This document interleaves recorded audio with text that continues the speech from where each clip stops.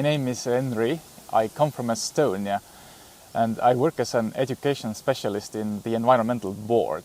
And I teach different environmental subjects to students from different schools who visit me, or sometimes I visit them.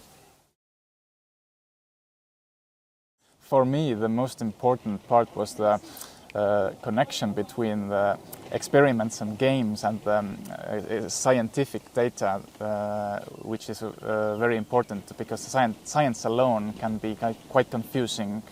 So games and experiments are a good way to show it to people.